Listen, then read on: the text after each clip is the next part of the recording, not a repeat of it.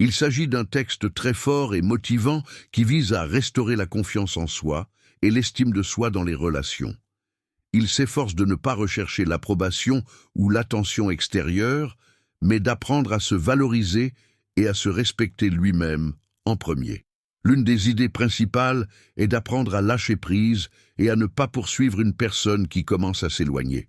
Le texte souligne l'importance du silence et du développement de la force intérieure pour être émotionnellement invulnérable et indépendant du comportement des autres. La philosophie ci-dessus est fortement liée aux idées du stoïcisme, où l'accent est mis sur le contrôle de ses réactions et de ses émotions. Au lieu d'essayer désespérément d'attirer l'attention, il est important de vous permettre de vous concentrer sur votre propre croissance et sur la perception de votre valeur. En appliquant ces principes, une personne peut créer un espace dans lequel elle ne se contentera pas de attendre ou de rechercher l'attention, mais l'attirera naturellement grâce à son état intérieur et sa confiance. Pensez-vous que cela vous aide ou résonne en vous? C'est un message très puissant sur la transformation personnelle et l'acceptation du pouvoir.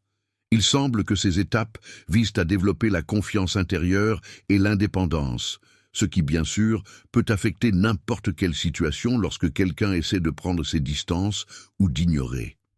Accepter sa propre force et être capable de rester calme et concentré sur soi-même sans avoir à chercher des excuses ou à rechercher l'approbation des autres est vraiment important pour la croissance personnelle.